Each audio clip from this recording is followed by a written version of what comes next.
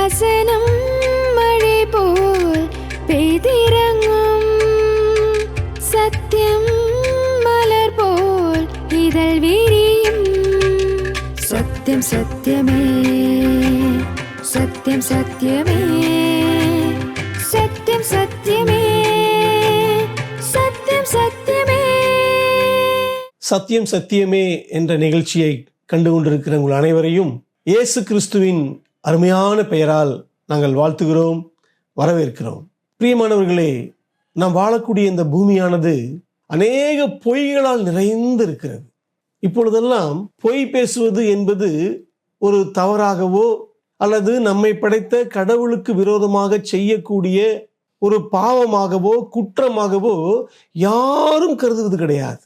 ஆனால் கொலை, கொள்ளை, விபச்சார பாவங்களை விட ஒரே ஒரு சிறிய பொய்யானது மிகப்பெரிய அழிவை கொண்டு வரும் என்பதை வரலாறு நமக்கு நிரூபிக்கிறது. குறிப்பாக 2ஆம் உலகப்போர் சமயத்தில் ஹிட்லரும் அவரது நாஜி படையினரும் மிகப்பெரிய பொய்யை உலகமெங்கும் பரப்பினார்கள். அதாவது ஜெர்மன் தேசத்து மிகப்பெரிய எதிரிகள் யூதர்கள் தான் ஜெர்மனியுடைய வளர்ச்சிக்கு மிகப்பெரிய தடையா இருக்கிறவர்கள். யூதர்கள் தான் ஜெர்மனுடைய வளர்ச்சியை தடுக்கக்கூடிய மிகப்பெரிய சக்தி வாய்ந்தவர்கள் என்று அநேக பொய்களை தினந்தோறும் வானொலியிலும் தொலைக்காட்சியிலும் தினசரி பத்திரிகையிலும் தங்களது சொற்பொழிவிலும் எல்லா இடங்களிலும் பரப்பிக்கொண்டே இருந்தார்கள். 1ஆம் உலகப் போரில் ஜெர்மனி தோற்றத்துக்கு மிக முக்கியமான காரணமே இந்த யூதர்கள் தான். அவர்களது பேச்சு, நடக்கை, சிந்தை எல்லாம் ஜெர்மனியை அழிப்பதே என்று பொய்யை பரப்பினார்கள், வேண்டுமென்றே பொய்யை பரப்பினார்கள். ஆகவே ஜெர்மன் தேசம் எங்கும் எல்லா மக்களுடைய உள்ளங்களிலும் யூதர்களுக்கு எதிராக ஒரு வஞ்சத்தையும் யூதர்களை அழித்தொழிக்க வேண்டும் என்ற ஒரு மாபெரும் வெறியையும் வேண்டுமென்றே ஹிட்லர் ஆனவன் பொய்யின் மூலமாக பரப்பினான். விளைவு என்ன தெரியுமா? 2ஆம் உலகப் போரின் சமயத்தில் 6 மில்லியன் 60 லட்சம் யூதர்களை, சிறியவர்கள், குழந்தைகள், பெண்கள், வயதானவர்கள், கர்ப்பிணிகள் என்று எந்த பாகுபாடுமே இல்லாமல், கொஞ்சம் கூட ஈவு இறக்கம் இல்லாமல் 60 லட்சம் யூதர்களை கொன்று குவித்தான். காரணம், அவனுக்கு தனிப்பட்ட ரீதியாக யூதர்கள் மேல் ஒரு வெறுப்பு இருந்ததை தேசமெங்கும் இருக்கிற எல்லா மக்கள் மேலும் பொய்யின் மூலமாக திணித்து மிகப்பெரிய அழிவை கொண்டு வந்தான். ஆம், பொய்யை நாம் சாதாரணமாக எண்ணிவிடக்கூடாது. உலகத்திலேயே இது போன்ற நிறைய பொய்களை நாம் வாசிக்க முடியும். இன்று ஒரு மாபெரும் பொய்யை குறித்து நான் உங்களை எச்சரித்து அந்த பொய்க்கு விலகி இருக்க நான் உங்களை வழிநடத்துகிறேன், நான் உதவி செய்கிறேன். அது என்ன மாபெரும் பொய்? இந்த உலகத்தில் பிசாசு, சாத்தான், பேய் என்ற ஒருவன் அல்லது ஒரு சக்தி இல்லவே இல்லை என்று உலகமெங்கும் மக்கள் பரப்பிக் கொண்டிருக்கிறார்கள். மக்களை வைத்து பிசாசானவன் தான் அந்த பொய்யை பரப்பிக் கொண்டிருக்கிறான். அந்த பொய்யை நம்பிக்கொண்டு அநேக மக்கள் அவர்கள் ஏமாந்து தங்களது வாழ்க்கையே அழித்துக் கொண்டிருக்கிறார்கள். உலகத்தில் நாம் பார்க்கக்கூடிய எல்லா விதமான கொடூரமான பாவங்களுக்கும், வெறுப்புணர்ச்சிகளுக்கும், சண்டை சச்சரவுகளுக்கும் அடிப்படையா இருப்பது, அஸ்திபாரமாக இருப்பது, ஒரு மூல காரணமாக இருப்பது எல்லாமே பிசாசும் அவனுடைய திட்டங்களும் தான். இதை யாரும் மறுதலிக்க முடியாது. ஆனால் உங்களுக்கு அதில் ஒரு நல்ல செய்தி உண்டு. என்னவென்றால், இந்த வானத்தையும் பூமியையும் படைத்த இயேசு கிறிஸ்துவாகிய தேவன் இந்த பூமியில் பிறந்ததே, இந்த பூமியில் வந்ததே பிசாசின் கிரியைகளை அழிப்பதற்காகத்தான். உலகத்திலும் உலகத்தில் இருக்கிற உங்களது வாழ்க்கை, தனிப்பட்ட வாழ்க்கை, குடும்ப வாழ்க்கை, சமூக வாழ்க்கை என்று பிசாசானவன் உங்களது வாழ்க்கையை அழித்துக் கொண்டிருக்கிற அந்த ஒரு விஷயத்தை முழுவதுமாக அழித்து ஒழித்து, உங்களை அழிக்க வந்திருக்கிற எல்லாவற்றையும் அழித்து ஒழித்து ஒரு சந்தோஷத்தையும் ஒரு மறுமலர்ச்சியும் தருவதற்காகத்தான் இயேசு உலகத்தில் வந்தார். அதை தெளிவாக வாசிக்க முடியும். வேத புத்தகத்தில் 1 யோவான் 3:8 இப்படி வாசிக்கிறோம்: பிசாசினுடைய கிரியைகளை அழிக்கும்படிக்கே தேவனுடைய குமாரன் வெளிப்பட்டார். பிரியமானவர்களே, உலகத்தில் நீங்களும் சரி, நானும் சரி, நம்மை போன்ற மக்கள் பல சமயங்களில் ஒரு குறிப்பிட்ட தவறை, ஒரு குறிப்பிட்ட பாவத்தை செய்யக்கூடாது என்று நினைத்துத்தான் வாழ்க்கையை வாழ்வார்கள். ஆனால் அவர்களையும் அறியாமலேயே அதை செய்வதற்கு உந்தப்பட்டு அதை செய்து விடுகிறார்கள். இதற்கு பெயர்தான் அடிமைத்தனம். அதாவது நமது விருப்பத்திற்கு மாறாக நாம் எதை செய்யக்கூடாது என்று நினைக்கிறோமோ அதைத்தான் செய்கிறோம். விளைவு குற்ற உணர்வு, வெறுப்புணர்வு, சந்தோஷ அழிவு, சமாதான அழிவு என்று மிகப்பெரிய அழிவுகளை நாம் காண்டு வருகிறோம். அந்த வசனத்தின்படி பிசாசினுடைய கிரியைகளை அழிக்கும்படிக்கு, அப்படி என்ற முதலாவது பிசாசானவன், சாத்தானானவன் தேவனது பிள்ளைகளாகிய உங்களது வாழ்விலும் என்னுடைய வாழ்விலும், தேவனால் படைக்கப்பட்ட உங்களது வாழ்க்கையிலும் என்னுடைய வாழ்க்கையிலும் அவன் செய்து வருகிற கிரியைகள், செயல்கள் என்னவென்று நாம் அலசி ஆராய வேண்டியது அவசியமாகும். முதலாவது, வானத்தையும் பூமியும் படைத்த ஒரு அன்புள்ள, கருணையுள்ள, கரிசனையுள்ள ஒரு தேவனுக்கும் நமக்கும் இடையே ஒரு மிகப்பெரிய பிரிவை உண்டு பண்ணுகிறான் அவன். ஆதியிலே கர்த்தர் இந்த வானத்தையும் பூமியும் படைத்த போது நன்றாயிருந்தது என்றுதான் சொன்னார். ஆனால் மனிதனை படைத்த பின்புதான் அது மிகவும் நன்றாயிற்று என்று சொல்லுகிறார் அவர். ஆகவே தேவனுக்கு பிரியமான ஒரு உயிரினங்கள் என்றால் அது நீங்களும் நானும் தான். தேவன் நம்மை படைத்தார், அவரை போல படைத்தார். அவரது அன்பான குணங்களை கொண்ட மனிதனாக படைத்தார். அவர் நம்மோடு கூட நல்ல ஒரு உறவு வைத்துக் கொண்டிருந்தார். ஏதேன் தோட்டத்தில் நம்மை படைத்த கடவுளுக்கும் நமக்கும் உள்ள உறவு அருமையான அலாதியான ஒரு விஷயமாகும். அதற்கு நம்மை வழிநடத்தக்கூடிய ஒரு தேவனாக இருந்தார். ஆனால் பிசாசானவன் அவன் கொல்லவும் அழிக்கவுமே என்று வேறு ஒன்றுக்கும் வரான் என்று வாசிக்கிறோம். ஆம், நம்ம சந்தோஷத்தை திருடவும், சமாதானத்தை திருடவும், கடைசியாக நம்மை நரகத்தீயில் வெந்து அழிவதற்கு, அதற்காகத்தான் அவன் வந்திருக்கிறான் அவன்.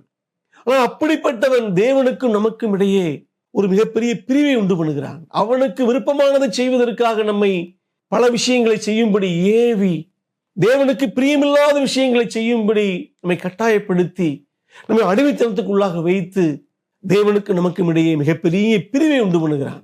இரண்டாவது, நாம் தேவனுக்கு பிரியமில்லாத பாவங்களை செய்யும் பொழுது நம்முடைய இருதயமானது தேவனிடமிருந்து பெற்று அனுபவிக்கக்கூடிய பரிசுத்தம், சந்தோஷம், சமாதானம், நிம்மதி, எதிர்காலத்தை குறித்த ஒரு நம்பிக்கை, ஒரு தைரியம், இவை எல்லாவற்றையும் இழந்து நாம் ஒரு குற்ற உணர்வுக்கு ஆளாகிறோம். எதிர்காலத்தை குறித்து நாம் பயப்படுகிறோம்.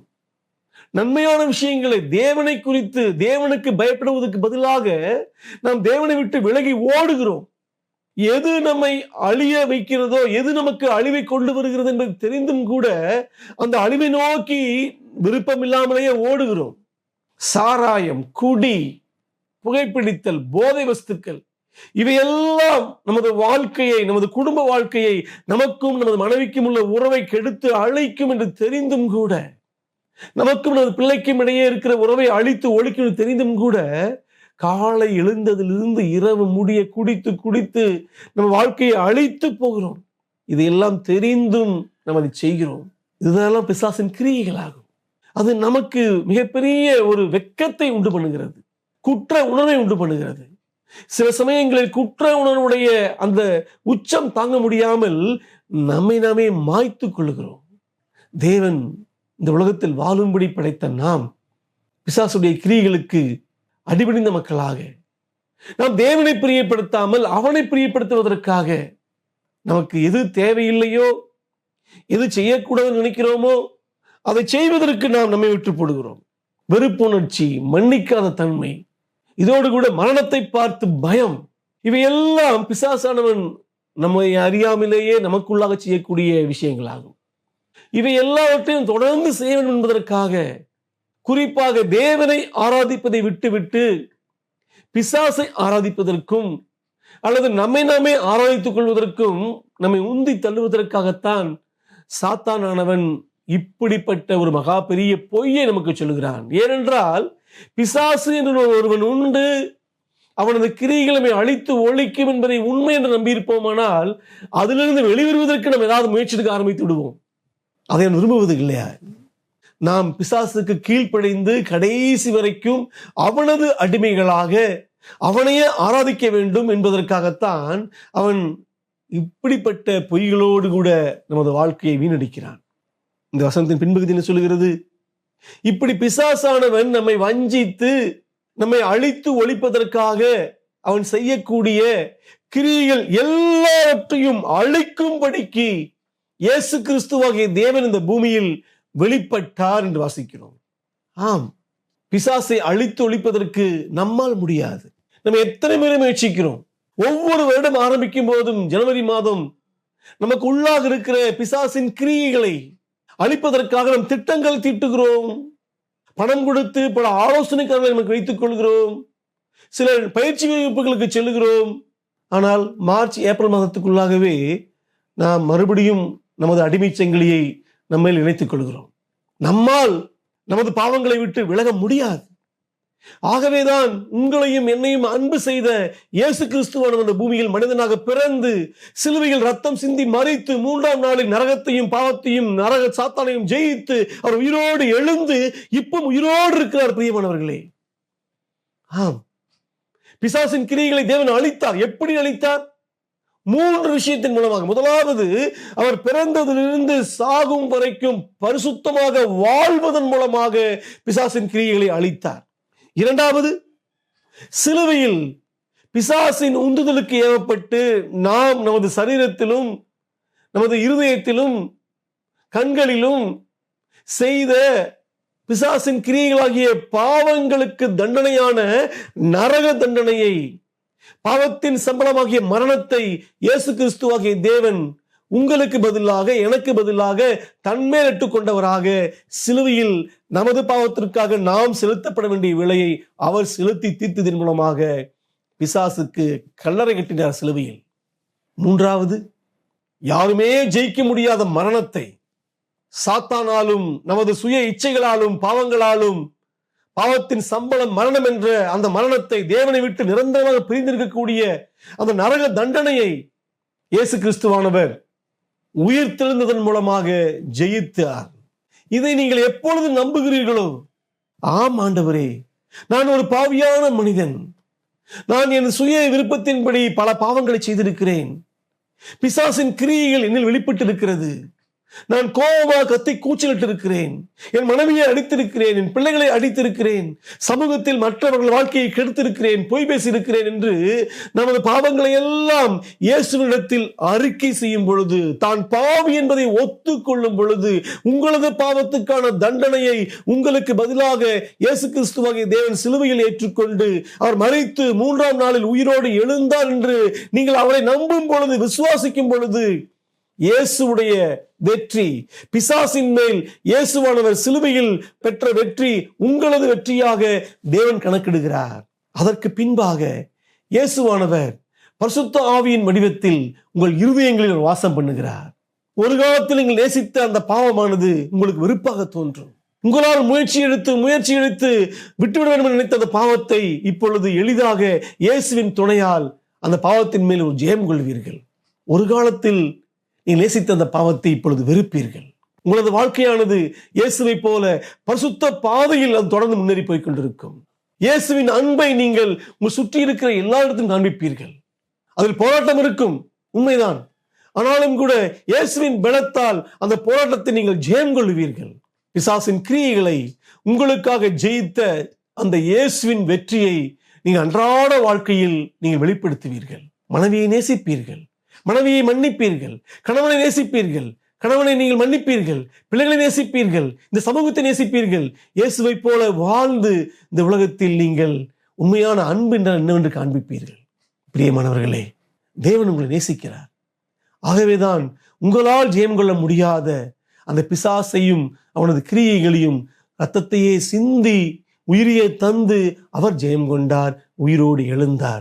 அந்த உயிர் தெழுந்த இயேசுவை, பிசாசை ஜெயம் கொண்ட இயேசுவை உங்கள் இருதயத்தில் பெற்றுக்கொள்ளும் பொழுது நீங்களும் கூட இந்த பிசாசின் கிரியைகள் எல்லாம் ஜெயம் கொண்டு ஒரு வெற்றியுள்ள ஒரு வாழ்க்கை வாழ்வதற்கு தேவன் உங்களுக்கு உதவி செய்கிறார். அப்படிப்பட்ட இயேசுவை நீங்கள் இருதயத்தில் ஏற்றுக்கொண்ட மக்களாக ஒரு சந்தோஷமான வாழ்க்கை வாழ்வதற்கு, சமாதானமான வாழ்க்கை வாழ்வதற்கு தேவன் உங்களுக்கு உதவி செய்யட்டும். ஆமேன். சத்யம் சத்யமே, சத்யம் சத்யமே, சத்யம் சத்யமே.